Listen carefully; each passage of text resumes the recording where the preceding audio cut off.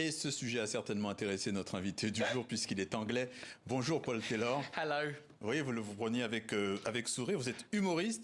D'abord, vous avez une réaction à ce que vous venez de voir? Ouais, j'en parle dans le spectacle du fait que je dis au revoir, comme le spectacle s'appelle Bisous Bye, je dis au revoir à plein de choses. On a dit au revoir à la reine l'année dernière. Oui. Et moi, en fait, j'ai l'impression de petit à petit dire au revoir à mon pays parce qu'il s'écroule. Et là, c'est la preuve littérale. C'est triste, oui. Mais littéralement, ça s'écroule. Oui, le béton n'est pas solide. Vous faites des spectacles de stand-up. Le dernier en date s'appelle Bisous Bye. Oui. Et en préambule, je vous pose aussi cette question parce que vous êtes anglais, on l'a compris. Comment pourrait-on traduire stand-up en français? C'est dur, ouais. On a pris le mot anglais stand-up. Souvent on dit le one-man show. Oui. Qui est mieux. Qui est mieux en français. C'est le one-man show qui est encore un autre anglicisme. Mais le one-man show, c'est plus des personnages. Lorsque le stand-up, c'est vraiment, on est sur scène et on raconte la vie de notre point de vue, sans personnage brut. Oui. Donc je sais pas, debout. Enfin, il n'y a pas de traduction. Oui, d'accord. Vous êtes installé à Paris en 2009. Et dans vos spectacles, vous vous moquez finalement de ces convergences et de ces divergences entre la France et la Grande-Bretagne. Et c'est quelque chose qui m'a frappé. On va le voir tout à l'heure, mais en France, et d'ailleurs on le voit déjà quand vous parlez, beaucoup d'Anglais ont un accent, ouais. Vous, pas vraiment. Comment vous faites?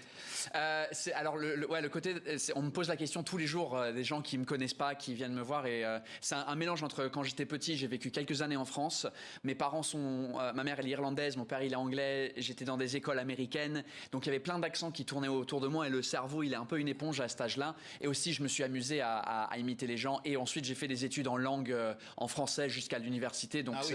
La combinaison de tout ça fait et vous que j'ai pas gens. l'accent très charmant des Britanniques. Alors pas ou peu d'accent, je le disais, chacun jugera en regardant cet extrait de spectacle où vous parlez de votre fille, anglaise par son père donc et française par sa mère, si je comprends bien. Ouais. Regardons.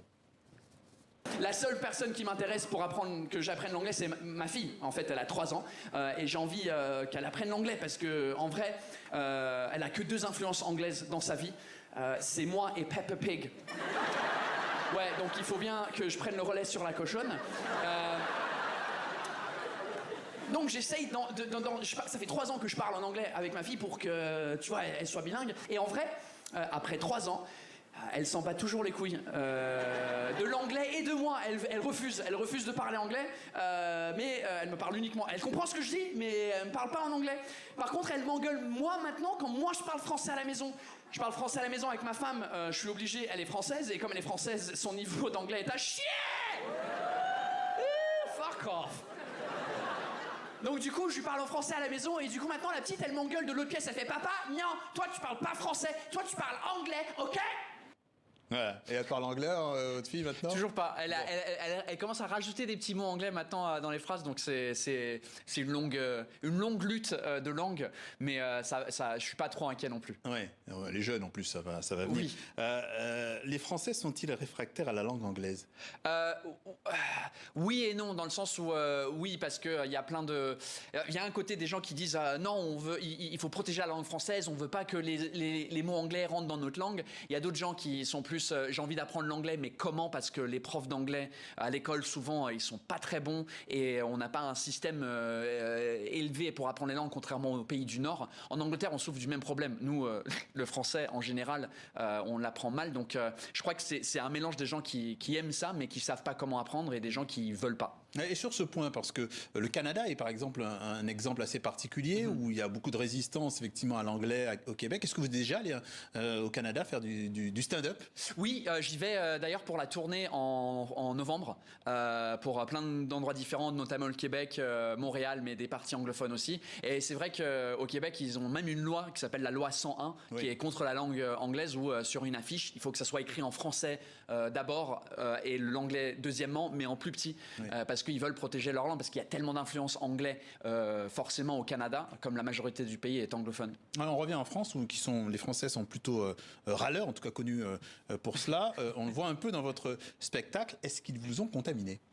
Oui, alors totalement. Nous, en Angleterre, on est râleur mais intérieur, dans le sens où le stiff upper lip, on dit le flegme. Le flegme Le britannique. flegme britannique, c'est qu'on bouille à l'intérieur et on fait et on veut laisser rien sortir. Les Français, vous râlez à l'extérieur. Ouais. Et donc, je suis devenu un râleur extérieur parce que tout m'énerve. Ouais.